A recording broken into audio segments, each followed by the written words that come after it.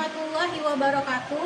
Perkenalkan, saya Widya Anggria Putri SPD, mahasiswi PPG Guru Tertentu tahap 2 tahun 2025 di LPTK Universitas Muhammadiyah Tapanuli Selatan dengan NIM 2501101886. Saat ini saya sedang melakukan praktik pembelajaran di SMA Negeri 1 Dolok Batu Nanggar, tepatnya di kelas 10 dengan materi mengidentifikasi karakteristik hikayat. Sekian perkenalan dari saya. Selamat menyaksikan. Wassalamualaikum warahmatullahi wabarakatuh.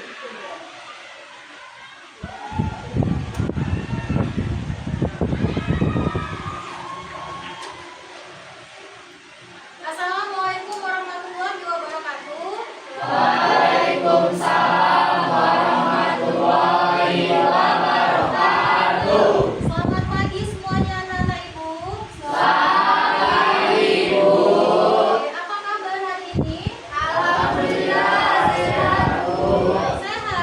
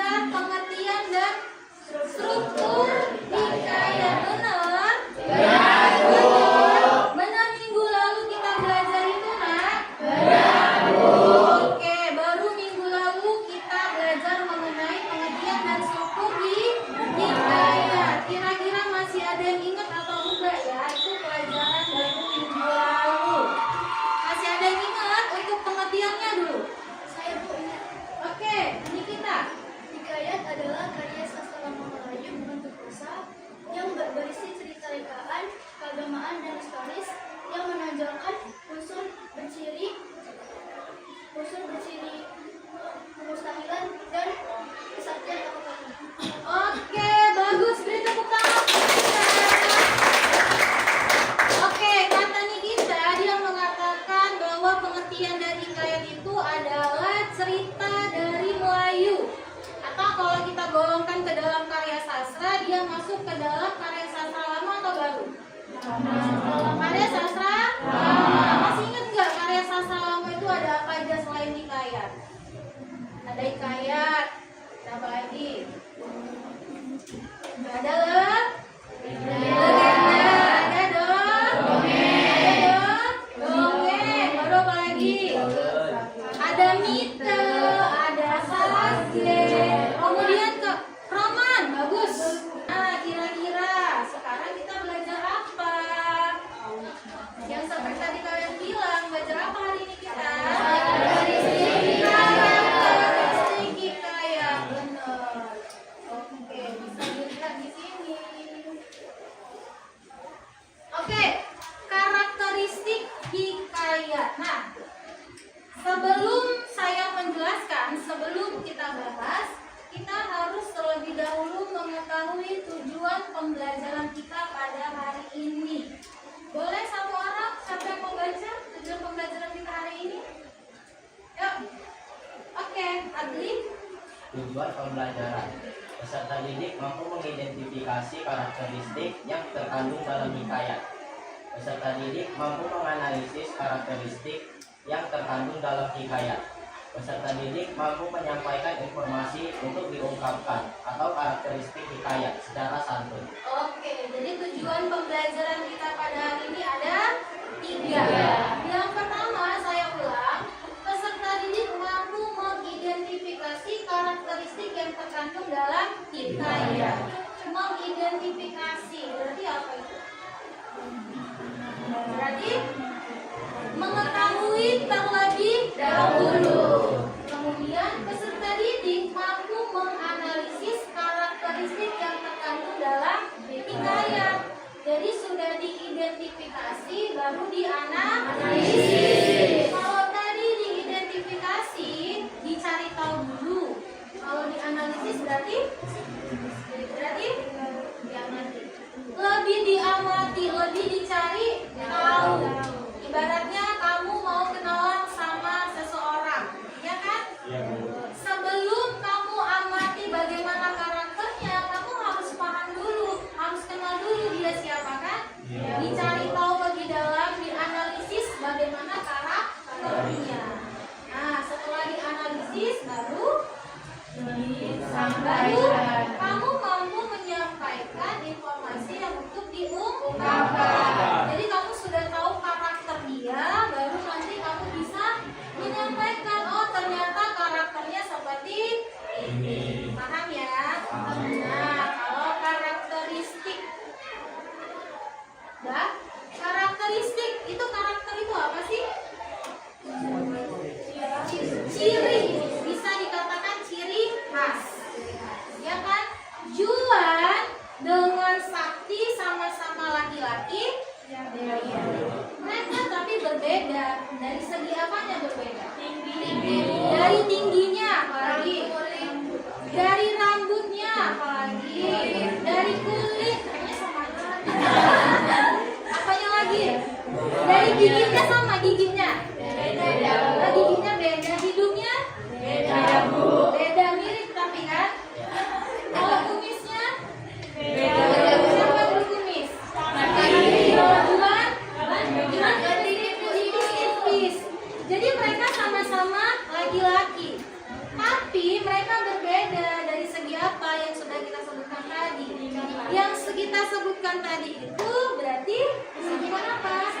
Karakternya. Sama seperti teks pada umumnya. Banyak jenis teks. Banyak, ada teks apa aja? LHO atau observasi. Apa lagi?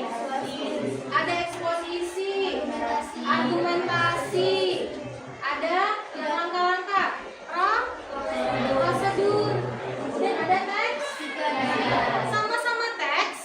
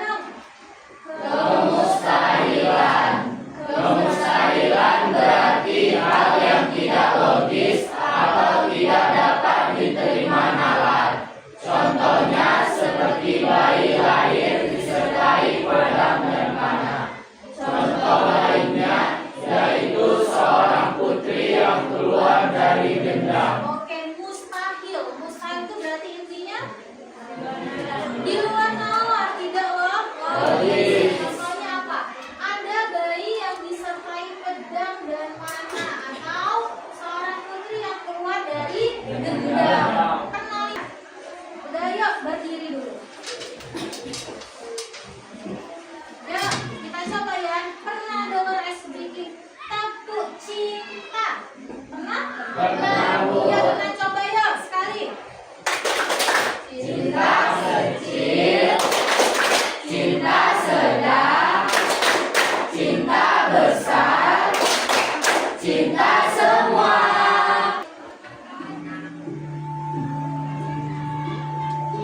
Pada zaman dahulu, di negeri antah berantah, hiduplah sepasang suami istri yang sangat miskin karena disumpahi oleh Batara Indra dan sangat dibenci orang. Setiap kali mereka mengemis di pasar dan kampung, mereka dipukuli dan diusir hingga ke hutan. Oleh karena itu, tinggallah sepasang suami istri itu di hutan dan memakan batang kayu dan buah-buahan. Setelah beberapa lama, istri si miskin hamil selama 3 bulan. Sang istri ingin sekali makan buah mangga yang ditanam di taman raja. Permintaan itu, dan si miskin menjadi raja dan berganti nama menjadi Maharaja Indra Angkasa.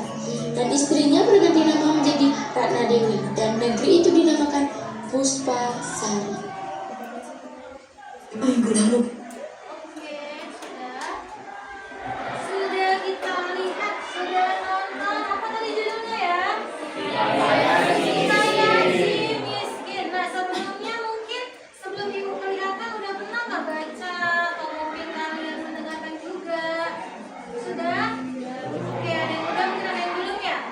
Oke, nah tadi udah dilihat kurang lebih ada 6 menit. Nah, saya mau tahu dulu kira-kira paham nggak ya isinya tentang apa sih? Ada yang mungkin bisa ini nak menyampaikan tentang apa sih itu? Cuma bisa? Oke, berdiri dulu. Hikayat Si Miskin adalah sebuah karya sastra Melayu klasik yang mengisahkan perjalanan hidup sepasang suami istri bangsawan yang jatuh miskin akibat kutukan Dewa Batara Indra. Kisah ini juga menekankan nilai-nilai moral penting seperti sabar, tekun, dan rendah hati dalam menghadapi kesulitan hidup, serta mengajarkan bahwa ketekunan dan keikhlasan dapat membawa kesuksesan dan bahwa jangan mudah memandang seseorang hanya dari penampilan luarnya saja. Oke, bagus juga, tepuk tangan dong. Benar, jadi itu adalah kisah sepasang suami dan istri. Dulunya mereka miskin. Kemudian mereka bisa menjadi raja dan ratu karena mereka tiba-tiba jadi orang kaya. Sudah dilihat videonya dan kalian mampu menganalisis, artinya sudah paham.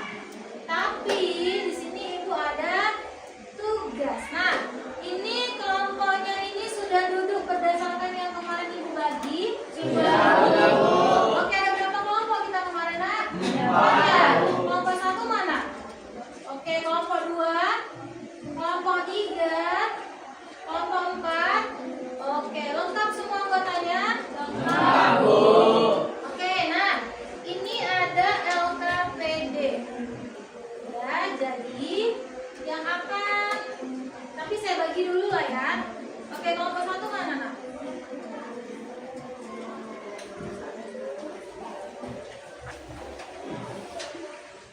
Kelompok 2?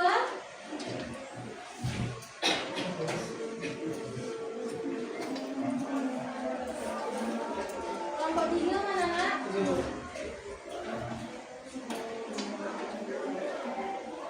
Oke, kelompok 4. Oke, boleh dilihat bersama-sama temannya LKPD yang saya sudah bagikan, biar saya jelaskan apa yang akan kalian kerjakan. Ya, jadi sesuai dengan tujuan pembelajaran kita, di akhir nanti kalian harus mampu menganalisis karakteristik yang ada di teks tersebut. Lihat ada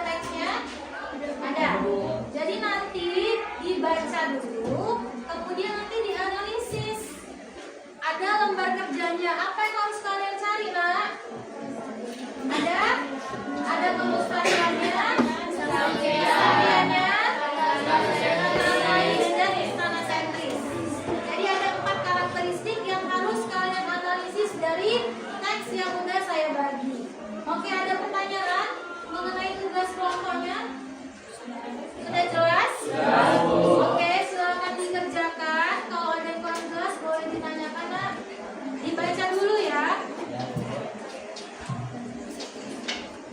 Kalau mau pakai pensil boleh, biar nanti nggak salah-salah. Dibaca ya.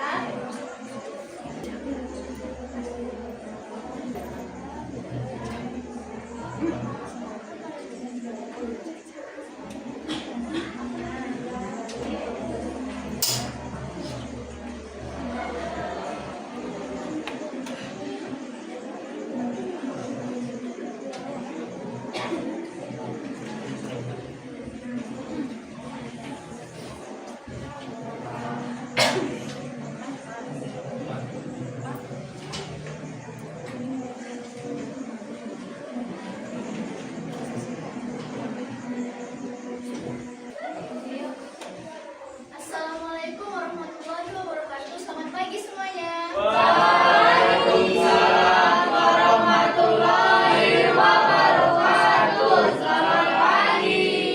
Perkenalkan, kami dari kelompok 3. Berdirinya kami di sini, kami ingin mempresentasikan hasil diskusi kami, yaitu menganalisis teks hidayat. Sebelum itu, izinkan kami untuk memperkenalkan diri. Perkenalkan, nama saya Nikita Putri sebagai moderator. Kenalkan, nama saya Princess Yasina Siboro sebagai pembaca saya.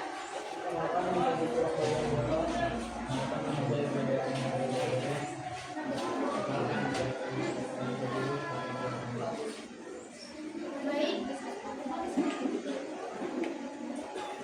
Hikayat yang kami analisis yaitu hikayat Bunga Kemuni. Bunga Kemuni mengisahkan tentang Putri Umi, putri bungsu yang baik hati, tewas di tangan 9 kakak tirinya yang iri hati setelah ayahnya memberikan calon cantik untuknya. Kakak-kakaknya membunuh dan menguburnya diam-diam. Tetapi dari makamnya muncullah tanaman bunga kuning yang indah. Sang raja kemudian menamai tanaman tersebut sebagai Kemuni karena mengingatkannya kepada kebaikan Putri. Untuk bagian pemustailan akan dibacakan oleh teman saya, Grace. Mustahilan yang terdapat dalam kisah tersebut adalah di atas makam tumbuh tanaman menyerupai putri kuning. Kutipan teks, beberapa minggu setelah para putri raja belajar di negeri seberang, tumbuhlah sebuah tanaman di atas pohon putri. Untuk kesekian akan dibacakan oleh Joshua. Nah, lebih lagi lah suaranya. Kehebatan bunga yang tumbuh di atas makam putri kuning yang memiliki banyak manfaat. Sejak saat itu, pada bulan itulah bunga tersebut diberi nama bunga kuning karena mengingatkan raja pada putri kuning. Sama halnya putri kuning. Bunga kuning memiliki banyak manfaat. Bunganya dapat digunakan untuk mengharumkan rambut, batangnya dapat dipakai untuk membuat kotak indah, dan kulit kayunya dapat ditumbuk untuk dijadikan bedak pengaruh kulit. Untuk istilah bahasa Inggris akan dibacakan oleh Erik dan kata Kais akan dibacakan oleh Maya. Standar Inggris yang terdapat dalam hikayat bunga kuning adalah dalam hikayat bunga kuning tersebut dibuktikan dengan tokoh yang menceritakan adalah raja dan anak raja, yaitu raja ke-10 dan putri raja. Kutipan teks, dahulu kala ada seorang raja yang memiliki 10 orang putri yang cantik-cantik. Kata Arkis, Dina dahulu kala. Kata Arkis, Dina dan dahulu kala. Baik, itulah hasil analisis dari teks hikayat. Kami membuka sesi pertanyaan kepada teman-teman yang ingin bertanya. Kami persilakan. Yo, ada yang kurang jelas, mungkin ada yang mau ditahu, boleh ditanya, Nak. Ya, berdiri. Saya Indonesia dari kamu ingin bertanya, adakah nilai budaya yang terdapat pada hikayat tersebut? Oke, nilai budaya dalam hikayat tersebut.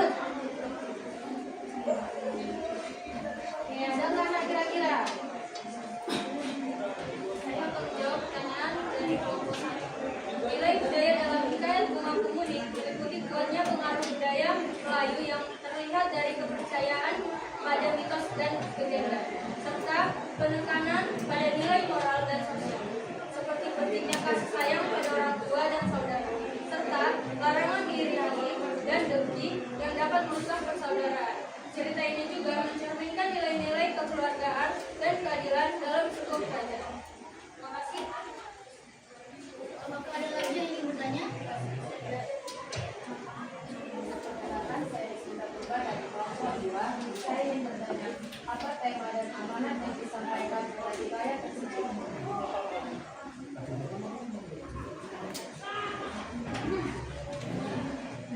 Sudah saya akan menjawab pertanyaan dari diskusi.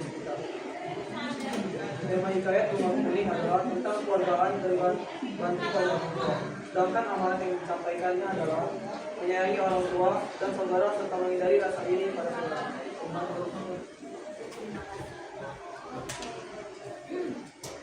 Apakah sudah jelas teman-teman? Ada lagi nak?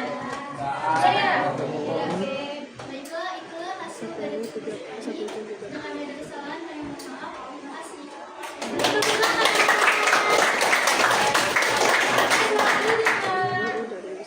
Kelompok 3 sudah. Oke, kelompok 1, kelompok 2, kelompok 3 mana? 3 dan kelompok 4 sudah mempresentasikannya dengan baik. Tepuk tangan selalu. Gimana anak muda kan? Nah, dengan berhasilnya presentasi kalian pada hari ini, tidak ada masalah, tidak ada kendala, semuanya mempresentasikannya dengan baik, dengan jelas. Walaupun mungkin tadi yang bertanya itu mungkin ada rasa ingin tahu ya. Mungkin tadi ada yang mau tahu kira-kira apa sih nilai-nilai yang terkandung, ya kan? Kemudian tokoh-tokoh utamanya siapa aja sih? Tapi semuanya aman ya, baik, lancar. Oke, nah selesainya presentasi tadi dan saya lihat juga kalian baik mempresentasikannya, berarti tujuan pembelajaran kita hari ini tercapai ya. Jadi mulai dari mengidentifikasi, kemudian tadi menganalisis, sampai kalian bisa menyampaikan informasi secara baik atau tulisan santun. Oke, saya rasa. Nah, mungkin ada pertanyaan nggak, Nak? Ada nggak yang kurang jelas lagi? Sudah jelas semua ya? Oke, nah kalau sudah jelas, berarti kita bisa menyimpulkan pembelajaran kita pada hari ini. Oke, jadi kita harus bisa menyimpulkan kira-kira apa sih kesimpulan yang bisa kita ambil dari pembelajaran kita hari ini, Nak?